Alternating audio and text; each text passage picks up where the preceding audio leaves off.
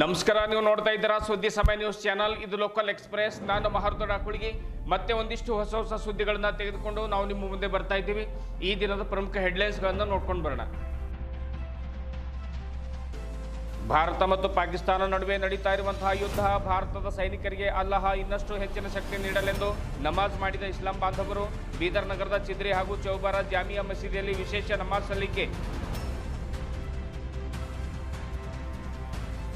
ಶಿವಶರಣೆ ಹೇಮರೆಡ್ಡಿ ಮಲ್ಲಮ್ಮನವರ 633ನೇ ಜಯಂತಿ ಪ್ರಯುಕ್ತವಾಗಿ ನಗರದಲ್ಲಿ ಜರುಗಿದ ಭವ್ಯ ಮೆರವಣಿಗೆ.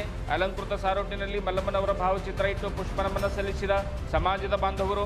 ಮೆರವಣಿಗೆಯಲ್ಲಿ ನೂರಾರು ಜನ ಭಾಗಿ. ಅಮಲಾಪುರ ರಸ್ತೆಯಲ್ಲಿರುವ ಹೇಮರೆಡ್ಡಿ ಮಲ್ಲಮ್ಮ ಭವನದಲ್ಲಿ ಜರುಗಿದ ಜಯಂತ್ಯೋತ್ಸವ ಕಾರ್ಯಕ್ರಮ. ಸಮಾಜಕ್ಕೆ ಹೇಮರೆಡ್ಡಿ ಮಲ್ಲಮ್ಮನವರ ಕೊಡುಗೆ ಅಪಾರ. ಶಿವಶರಣಪ್ಪ ಹುಗ್ಗೆ ಪಾಟೀಲ್. ಮುಂದಿನ ದಿನಗಳಲ್ಲಿ ಮಲ್ಲಮ್ಮನ ಚೌಕ್ ನಿರ್ಮಿಸುವ ಪ್ರಯತ್ನ ಮಾಡಲಾಗುವುದು. ಶಂಕರರೆಡ್ಡಿ ಚಿಟ್ಟ. 2025-26ನೇ ಸಾಲಿನ ಬೀದರ್ ವಿಶ್ವವಿದ್ಯಾಲಯದ ವ್ಯಾಪ್ತಿಯಲ್ಲಿ ಬರುವ ಪದವಿ ಕಾಲೇಜುಗಳ ಪ್ರವೇಶ ಶುಲ್ಕ 50% ಹೆಚ್ಚಳ ಕಡಿಮೆ ಮಾಡುವಂತೆ ವಿದ್ಯಾರ್ಥಿಗಳಿಂದ ನಗರದಲ್ಲಿ ಪ್ರತಿಭಟನೆ. ಶುಲ್ಕ ಕಡಿಮೆ ಮಾಡದೇ ಇದ್ದರೆ ಉಗ್ರ ಹೋರಾಟ ಮಾಡುವ ಎಚ್ಚರಿಕೆ ನೀಡಿದ ವಿದ್ಯಾರ್ಥಿಗಳು. ಕಾಶ್ಮೀರದ ಪಹಲ್ಗಾಮ್ನಲ್ಲಿ 26 ಜನರ ಮಾರಣ ಹೋಮ ಮಾಡಿರುವಂತಹ ಉಗ್ರರ ಹೆಡೆಮುರಿ ಕಟ್ಟಲು ಭಾರತದ ಒಂದು ಕೇಂದ್ರ ಸರ್ಕಾರ ಸನ್ನದ್ಧವಾಗಿದೆ. ಪಾಕಿಸ್ತಾನದಲ್ಲಿ ಅಡಗಿ ಕುಳಿತಿರುವ ಉಗ್ರರ ನೆಲೆಗಳನ್ನು ಧ್ವಂಸ ಮಾಡಲಾಗ್ತಾ ಇದೆ.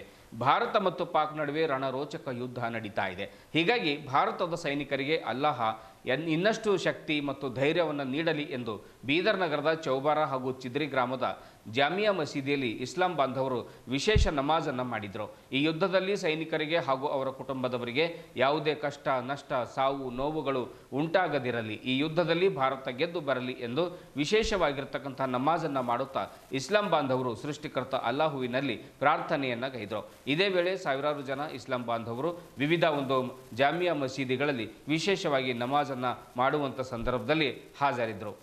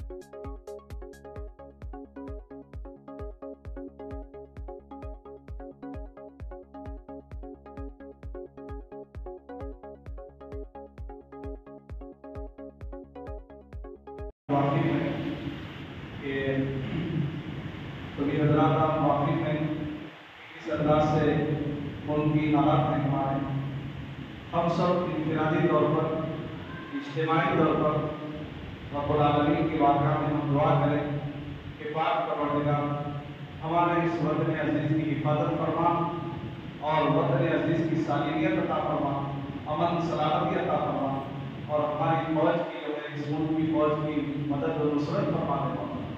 मैं पाक परवरदिगार जितने शहीद लोग शरारत कर रहे हैं, जालिम लोग जुल्म कर रहे हैं, पूरे हिंदुस्तान को अमन सलामती अता फरमा, हमारी फौज को ताकत और कुव्वत अता फरमा, मदद अता फरमा और सबको मुत्तहिद रहकर इस हिंदुस्तान की हिफाजत करने की तौफीक अता फरमा।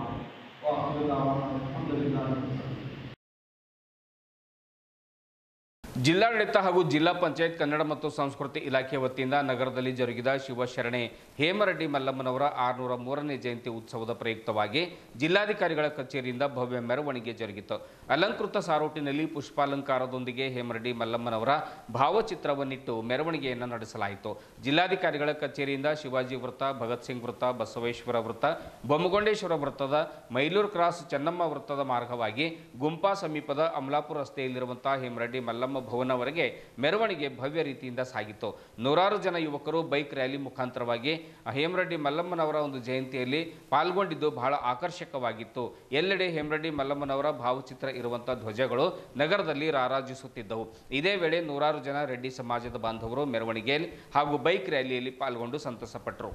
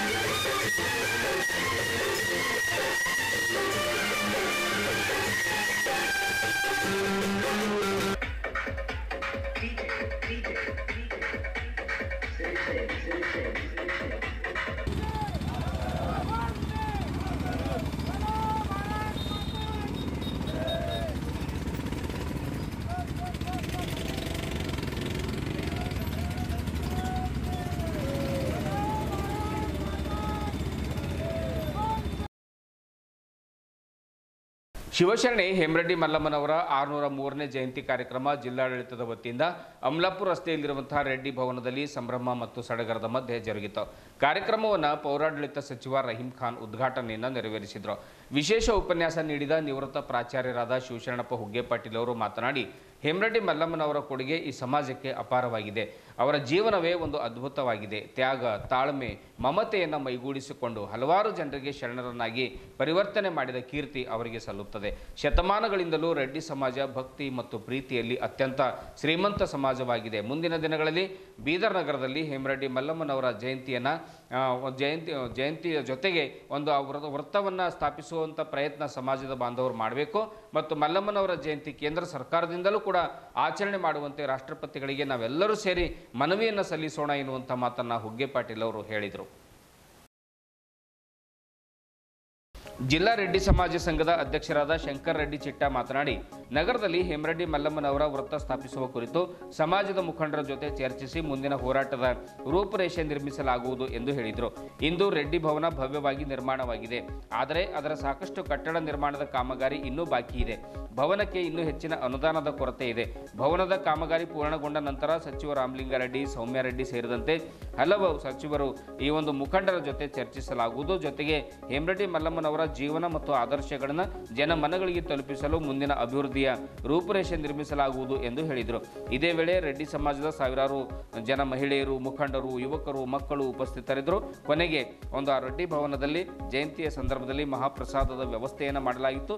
ಎಲ್ಲರೂ ಒಂದು ಪ್ರಸಾದವನ್ನು ಸವಿದು ಧನ್ಯರಾದರು. ಅಲ್ಲಿಯೇ ನಿರ್ಮಾಣ ಮಾಡಿರ್ತಕ್ಕಂಥ ಒಂದು ಹೇಮರೆಡ್ಡಿ ಮಲ್ಲಮ್ಮನವರ ದೇವಸ್ಥಾನದಲ್ಲಿಯೂ ಕೂಡ ಸಾವಿರಾರು ಜನ ರೆಡ್ಡಿ ಬಾಂಧವರು ಒಂದು ದರ್ಶನವನ್ನು ಪಡ್ಕೊಂಡು ಪುನೀತರಾದರು.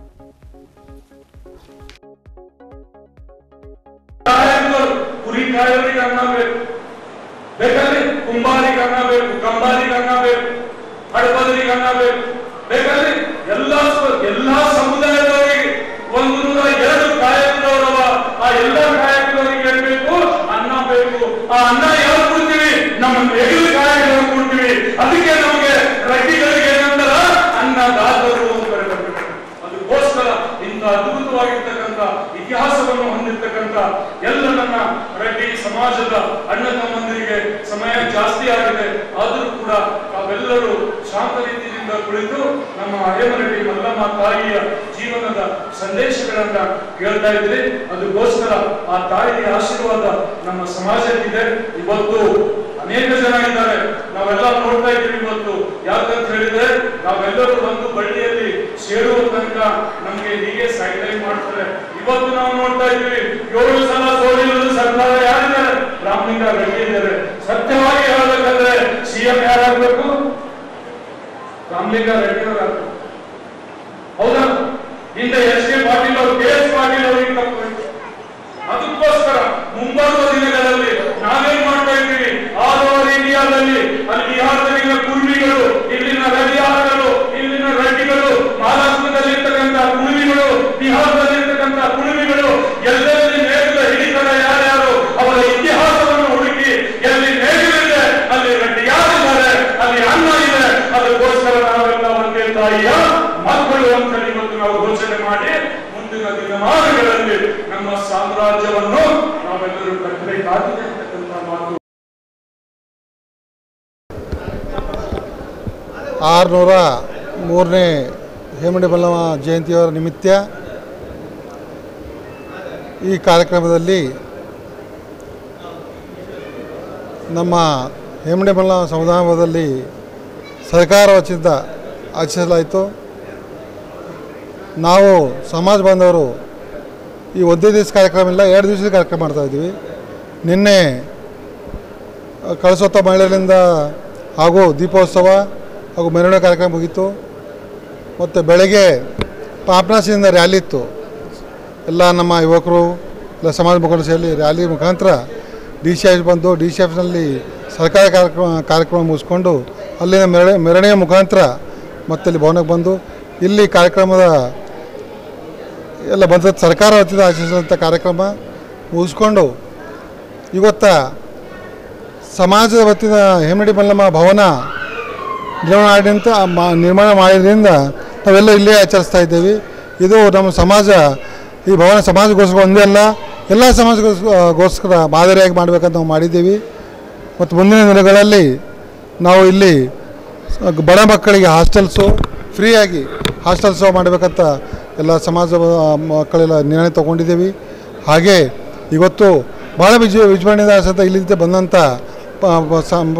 ಮಾನ್ಯ ಸಚಿವರು ಹಾಗೂ ಶಾಸಕರು ಎಲ್ಲ ಬಂದು ನಮ್ಮ ಪೂಜ್ಯ ಗುರುಗಳು ಬಂದಿದ್ದರು. ಎಲ್ಲ ಸಮಾಜ ಮುಖಂಡರು ಸೇರಿ ಇಲ್ಲಿ ಇವತ್ತು ಹೇಮಡಿ ಮಲ್ಲಮ್ಮ ಜಯಂತಿ ಭಾಳ ವಿಜೃಂಭಣೆಯಿಂದ ಆರಿಸಿದ್ದೀವಿ. ಹಾಗೆಲ್ಲ ಪತ್ರಿಕೆ ಬಂದಂಥ ಎಲ್ಲ ಸಮಾಜ ಮುಖಂಡರಿಗೆ ಆಗ ಪತ್ರಿಕಾ ಬಂದವರಿಗೆ ನಿಮ್ಮ ಸೋಷಿಯಲ್ ಮೀಡಿಯಾದವರಿಗೆ ಎಲ್ಲರಿಗೆ ಧನ್ಯವಾದ ಹೇಳ್ಕೊತಾ, ಈ ದೇಶದಲ್ಲಿ ನಡೆಯುವಂಥ ಯುದ್ಧ ಆಗಲಿ, ಈ ಯುದ್ಧದಲ್ಲಿ ಏನೋ ಹಾನಿ ಆಗಬಾರ್ದು, ನಮ್ಮ ಸೈನಿಕರಿಗೆಲ್ಲ ಒಳ್ಳೆ ಆಶೀರ್ವಾದ ಕೊಡಲಿ ತಾಯಿ, ಎಲ್ಲರಿಗೂ ಒಳ್ಳೆಯದಾಗಲಿ ಅಂತೇಳಿ ಇವತ್ತು ನಾನು ಹೇಳಿ ಬಯಸಿ ಇಲ್ಲಿ ಬಂದಂಥ ಎಲ್ಲರಿಗೆ ಈ ಜಯಂತಿಯ ಶುಭಾಶಯ ಕೋರುತ್ತಾ ಎರಡು ಮಾತು ಮುಗಿಸ್ತೇನೆ. ಧನ್ಯವಾದ. ಪಾಟೀಲ್ ಅವರು ಒಂದು ಮಾತು ಮೆನ್ಷನ್ ಮಾಡೋದು, ಹೇಮರೆಡ್ಡಿ ಮಲ್ಲಮ್ಮನವರು ಒಂದು ಸರ್ಕಲ್ ಆಗಬೇಕು ನಗರದಲ್ಲಿ ಅಂತೇಳಿ ಯಾವ ರೀತಿ ಪ್ರಯತ್ನ ಮಾಡ್ತೀರಿ ಸರ್? ಈಗ ನಾವು ಸರ್ಕಾರಕ್ಕೆ ಅಧಿಸ್ತೀವಿ. ಈಗ ಬದಲಿಗಟ್ಟಲೆ ಏನಾಗಿದೆ ಅಂದರೆ ಈಗ ಎಲ್ಲ ಸುಪ್ರೀಂ ಕೋರ್ಟ್ ಆರ್ಡರ್ ಇದೆ ಸರ್ಕಲ್ಗಳೆಲ್ಲ ತೆಗಿಬೇಕಂತೇಳಿ. ನಮ್ದೇನೋ ಸರ್ಕಲ್ ಮಾಡಿದ್ರೆ ಇದಾಗಬಾರ್ದು, ಬಟ್ ಸರ್ಕಲ್ ಮಾಡ್ತೀವಿ ಇಲ್ಲ ಅಂತೇಳಿಲ್ಲ. ಅದಕ್ಕೆ ಪೂಜಾ ಸರ್ಕಲ್ ಮಾಡಿ ನೋಡ್ಲಿಕ್ಕಾಗಲ್ಲ. ನಾವು ಯಾಕೆ ತಾಯಿ ದೇವರಂತ ನಾವು ಭಾವಿಸ್ತೀವಿ, ಅಂಥದ್ದಲ್ಲಿ ನಾವು ಗುಡಿ ಕಟ್ತೀವಿ ಅಂತ ಸರ್ಕಲ್ ಇರಬಾರ್ದು ಅಂತ ನಮ್ಮ ಹಂಚಿಕೆ ಎಲ್ಲ ಸಮಾಜದವ್ರದ್ದಿದೆ. ಅದೇ ಸರ್ಕಲ್ ಮಾಡಿದ್ರೆ ಅದು ಆಗಂತದೇನಿಲ್ಲ. ಆದ್ರೂ ಎಲ್ಲ ಹಂಚಿಕೆ ಏನಿರ್ತದೆ ಇರೋದು ಪ್ರವೀಣ ಹೇಮರೆಡ್ಡಿ ಆಗಲಿ, ನಮ್ಮ ಸ್ವಾತಂತ್ರ್ಯ ಹೋರಾಟದಲ್ಲಿ ಅಂಥದ್ದು ಮಾಡಿದ್ರೆ ಇದು ಮಾಡಬೇಕಂತ ನಮ್ಮ ಸಮಾಜದೆಲ್ಲ ಅಭಿಲಾಷೆ. ನೋಡಿ ಮುಂದೆ ನೋಡೋಣ, ಎಲ್ಲ ನಮ್ಮ ಸಮಾಜ ಬಾಂಧವರು ಏನು ಹೇಳ್ತಾರೋ ಆ ಥರ ಒಂದು ಮಾಡ್ತೀವಿ. ಧನ್ಯವಾದ. ಶಂಕರ ರೆಡ್ಡಿ ಚಿತ್ತ, ಜಿಲ್ಲಾಧ್ಯಕ್ಷರು ರೆಡ್ಡಿ ಸಮಾಜ. 2025 ಮತ್ತು 26ನೇ ಸಾಲಿನಲ್ಲಿ ಬೀದರ ವಿಶ್ವವಿದ್ಯಾಲಯದ ವ್ಯಾಪ್ತಿಯಲ್ಲಿ ಬರುವಂತಹ ಪದವಿ ಕಾಲೇಜುಗಳ ಪ್ರವೇಶ ಶುಲ್ಕ 50% ಹೆಚ್ಚಳ ಮಾಡಿದ್ದಾರೆ. ಇದರಿಂದ ಶುಲ್ಕ ಕಡಿಮೆ ಮಾಡಬೇಕೆಂದು ಆಗ್ರಹಿಸಿ ನಗರದಲ್ಲಿ ಅಖಿಲ ಭಾರತೀಯ ವಿದ್ಯಾರ್ಥಿ ಪರಿಷತ್ ಅಂದರೆ ABVP ವತಿಯಿಂದ ಪ್ರತಿಭಟನೆಯನ್ನು ವಿದ್ಯಾರ್ಥಿಗಳು ನಡೆಸಿದರು. ಈ ರೀತಿಯ ದಿಢೀರ್ 50% ಶುಲ್ಕ ಹೆಚ್ಚಳದಿಂದ ವಿದ್ಯಾರ್ಥಿಗಳು ಪದವಿಯಿಂದ ದೂರ ಉಳಿಯುವಂಥ ಸಾಧ್ಯತೆ ಇದೆ. ಅಂದರೆ ಪದವಿ ಓದಲಿಕ್ಕೆ ಶುಲ್ಕ ಹೆಚ್ಚಳವನ್ನು ನೋಡಿ ಪದವಿ ಓದಲಿಕ್ಕೆ ಒಂದು ವಿದ್ಯಾರ್ಥಿಗಳು ಹಿಂಜರಿತಾರೆ ಎನ್ನುವಂಥ ಮಾತನ್ನು ಹೇಳಿದರು. ಹೊರ ರಾಜ್ಯಗಳಿಂದಲೂ ಕೂಡ ಓದಲು ಬಂದ ವಿದ್ಯಾರ್ಥಿಗಳಿಗೆ ಹೊರೆ ಆಗ್ತಾ ಇದೆ. ಬಡವರಿಗೆ ಪದವಿ ಎಂಬುದು ಗಗನ ಕುಸುಮ ಆಗಲಿದೆ. ಆದ್ದರಿಂದ ಗ್ರಾಮೀಣ ಭಾಗದ ವಿದ್ಯಾರ್ಥಿಗಳಿಗೆ ಪ್ರವೇಶ ಶುಲ್ಕ ಹೆಚ್ಚಳ ಆಗಿರೋದ್ರಿಂದ ಆ ಒಂದು ಮಕ್ಕಳಿಗೂ ಕೂಡ ಸಾಕಷ್ಟು ತೊಂದರೆ ಆಗ್ತಾ ಇದೆ. ವಿಶ್ವವಿದ್ಯಾಲಯ ಕೂಡಲೇ ಈ ಫೀಸನ್ನು ಹಿಂಪಡಿಬೇಕು. ಒಂದು ವೇಳೆ ಕಡಿಮೆ ಮಾಡದೇ ಇದ್ದರೆ ಮುಂದಿನ ದಿನಗಳಲ್ಲಿ ಒಂದು ಉಗ್ರ ಹೋರಾಟವನ್ನು ಮಾಡ್ತೇವೆ ಎನ್ನುವಂಥ ಮಾತನ್ನು ವಿಶ್ವವಿದ್ಯಾಲಯದ ಒಂದು ಕುಲಪತಿಗಳಿಗೆ ಬರೆದ ಮನವಿ ಪತ್ರದಲ್ಲಿ ಜಿಲ್ಲಾಧಿಕಾರಿಗಳ ಮುಖಾಂತರ ಏನು ವಿಶ್ವವಿದ್ಯಾಲಯದ ಕುಲಪತಿಗಳಿಗೆ ಮನವಿಯನ್ನು ಸಲ್ಲಿಸಿದ್ದಾರೆ. ಆ ಒಂದು ಮನವಿ ಪತ್ರದಲ್ಲಿ ವಿದ್ಯಾರ್ಥಿಗಳು ಉಲ್ಲೇಖ ಮಾಡಿದ್ದಾರೆ. ನಾವು ಹೋರಾಟವನ್ನು ಮಾಡ್ತೇವೆ, ಶುಲ್ಕ ಇದು ಮತ್ತಷ್ಟು 50% ಹೆಚ್ಚಳ ಮಾಡಲಾಗಿದೆ. ಮಕ್ಕಳು ಪದವಿ ಓದೋದನ್ನೇ ಬಿಟ್ಟು ಬಿಡ್ತಾರೆ, ಬಹಳಷ್ಟು ಜನ ಬಡವರು ಇರ್ತಾರೆ, ಅದಕ್ಕಾಗಿ ಆ ಶುಲ್ಕ ಕಡಿಮೆ ಮಾಡಬೇಕು ಎನ್ನುವಂಥ ಒತ್ತಾಯವನ್ನು ವಿದ್ಯಾರ್ಥಿಗಳು ನಗರದಲ್ಲಿ ಒಂದು ಪ್ರತಿಭಟನೆಯ ಮೂಲಕ ಮಾಡಿದರು.